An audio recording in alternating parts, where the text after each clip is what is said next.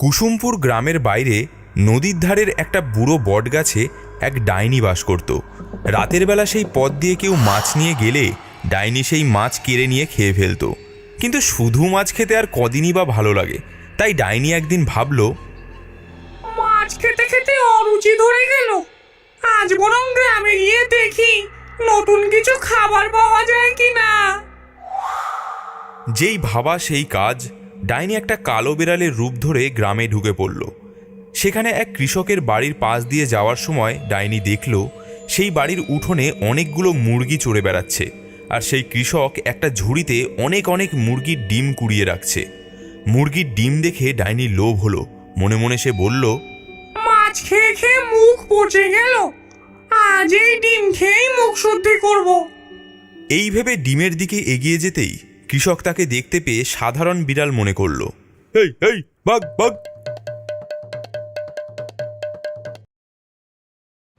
আমাকে ডিম দিলি না, দেখ তোর মুরগির ডিম আমি কিভাবে সাবার করি। ডাইনি তখন কিছুটা দূরে গিয়ে একটা কাকের রূপ ধরে উড়ে এলো সেই কৃষকের বাড়িতে। তারপর সুযোগ বুঝে যেই ছো মেরে একটা ডিম তুলে নিতে যাচ্ছে, অমনি কৃষকের বউ দেখতে পেয়ে লাঠি হাতে তাড়া করে এলো।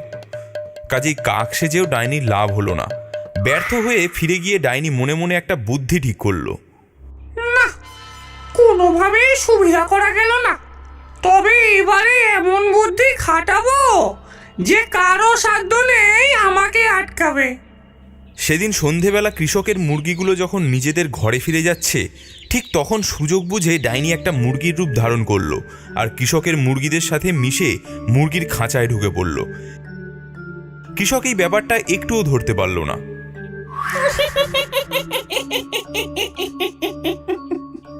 তারপর রাত গভীর হতেই ডাইনি তার নিজের রূপ ধারণ করে একে একে সবগুলো মুরগির ডিম খেয়ে নিল।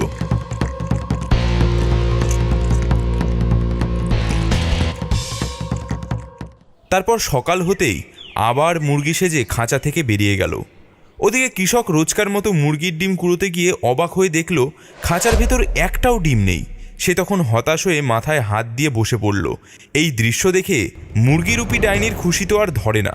মনে মনে সে বলল, এখন মাথায় হাত দিচ্ছিস কেন?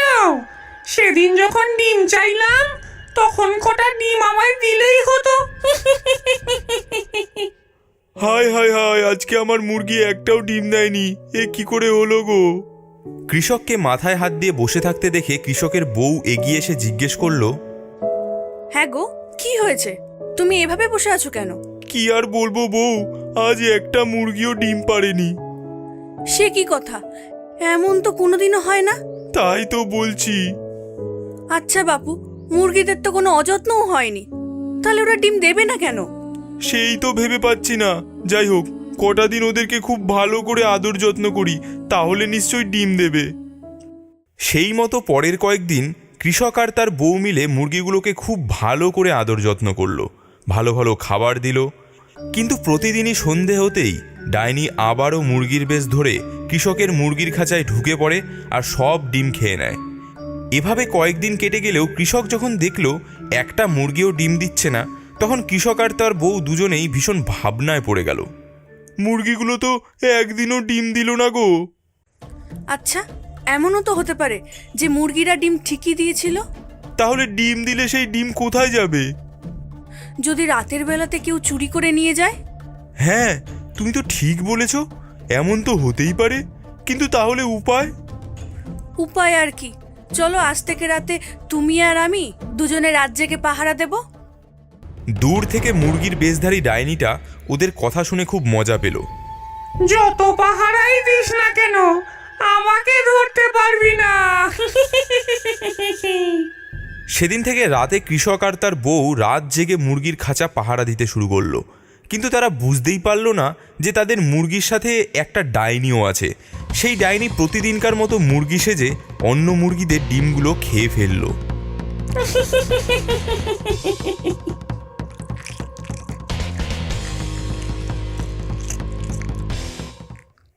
এভাবে কয়েকদিন যাবার পর কৃষক বলল, বউ, রাত জেগে থেকে তো কোনো চোরকে পেলাম না, আবার কোনো ডিমও পেলাম না, এখন কি করি বলো তো?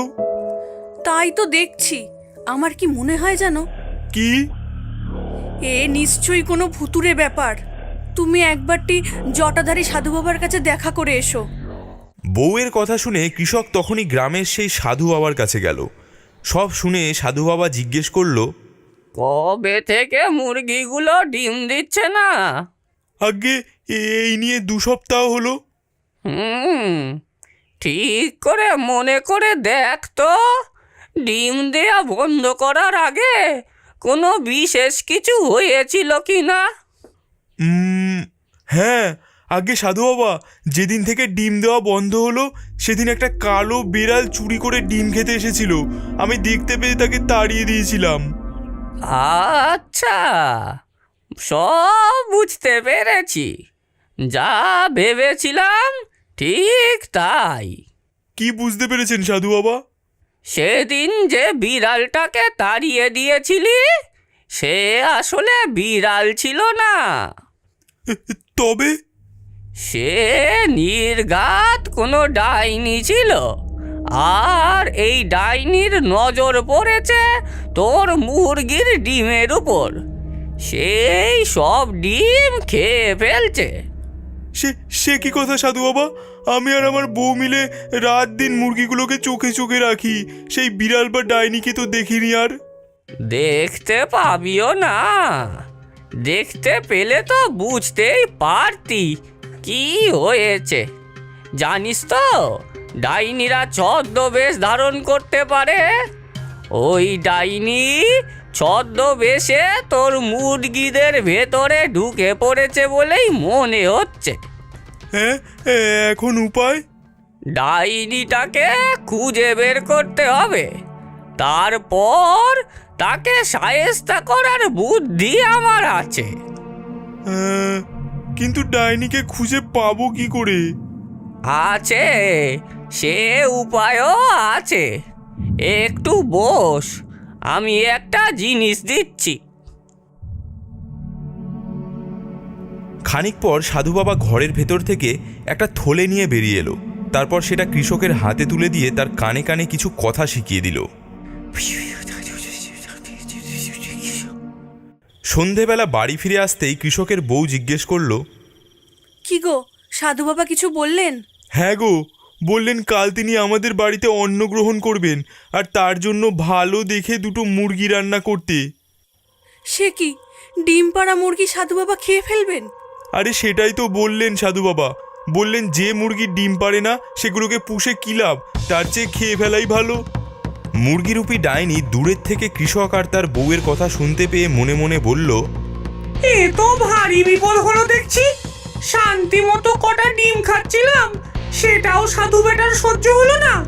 কাল যদি ডিম না পায়, তবে শেষে যদি সব মুরগি খেয়ে ফেলে, তবে আমি ডিম পাবো কই? তার চেয়ে বাবা আজকের রাতটা ডিম না খেয়েই থাকবো। কিন্তু ডাইনি তার ভাবনায় অটল থাকতে পারল না। সেদিন রাতে মুরগিগুলো ডিম পাড়তেই ডাইনির ভীষণ লোভ হলো। সে ভাবল, আচ্ছা, একটা ডিম খেলে কিচ্ছু হবে না। এই ভেবে সে প্রথমে একটা মুরগির ডিম খেয়ে ফেলল। তারপর আবারও ভাবল, আচ্ছা, আর একটা খেয়েই ফেলি, কিচ্ছু হবে না। সেটা খাওয়া শেষ হতেই আবার ভাবল, না, আরো একটা খাই, কিচ্ছু হবে না। এই ভেবে একটা একটা করে ডিম খেতে খেতে ডাইনি একে একে প্রায় সবগুলো ডিম খেয়ে ফেলল। যখন আর একটা মাত্র ডিম বাকি, তখন ডাইনি মনে মনে ভাবল, সব ডিম খেয়ে ফেললে বিপদ হতে পারে। শেষে ডিম না পেলে যদি আমাকেই খেতে চায়, তার চেয়ে এই শেষ ডিমটা আমি নিজের কাছেই রেখে দিই। পরদিন সকালে কৃষক আর তার বউ খাঁচা খুলে দেখল আগের মতোই কোনো মুরগি ডিম পারেনি, শুধু একটা মুরগি বাদে। সেটা দেখে কৃষকের বউ ভীষণ খুশি হয়ে বলল, ওগো, দেখো দেখো, আমাদের একটা মুরগি ডিম পেড়েছে। ডিম দেখে কৃষকও খুব খুশি হলো। তখন সে সাধু বাবার দেওয়া সেই থলিটা বউকে দিয়ে বলল, এই মুরগিটা খুব ভালো, একে এই ভালো খাবারটা খেতে দাও। কৃষকের কথা মতো তার বউ সেই থলি থেকে কিছু খাবার বের করে মুরগিটাকে দিল, আর মুরগিরূপী ডাইনি খুব মজা করে খাবারটা খেয়ে নিল। কিন্তু তারপরেই ঘটল বিপদ। খাওয়া শেষ হতেই মুরগিরূপী ডাইনির মনে হলো কেউ যেন তার শরীরের ভেতর আগুন ধরিয়ে দিয়েছে। এ কি হচ্ছে গো? গেলাম রে, মরে গেলাম, মরে গেলাম গো, পুড়ে গেলাম গো। এই হতচ্ছাড়া, এই নচ্ছার, আমাকে কি খাইয়েছিস?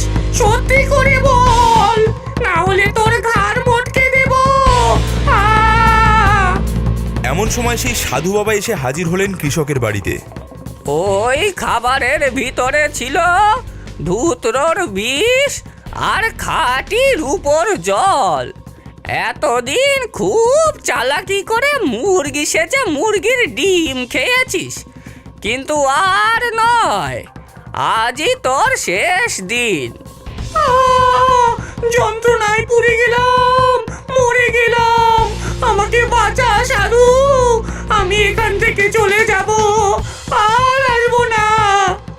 তুই এই গরিব কৃষকের ক্ষতি করেছিস, তোকে ছেড়ে দিলে তুই আরো মানুষের ক্ষতি করবি। না না, করবো না, আমি আর কোনোদিন কারো ক্ষতি করবো না, আর ওকেও আমি ক্ষতিপূরণ দিয়ে দেব। কি ক্ষতিপূরণ দিবি শুনি? আজ থেকে আমি ওর বন্ধু হয়ে থাকবো। ওর কোনো বিপদ হলে আমাকে ডাকলেই আমি এসে ওকে সাহায্য করব। কি এতে তুই খুশি? হ্যাঁ হ্যাঁ সাধু বাবা, খুব খুশি। এবার তবে আমাকে ক্ষমা করে দে, আমাকে বাঁচা। নে এটা খেয়ে নে, তাহলেই তোর বিষ কেটে যাবে। ডাইনি সেই জলটা খেয়ে নিল আর তারপর সাধুকে ধন্যবাদ জানিয়ে হাওয়ায় মিলিয়ে গেল।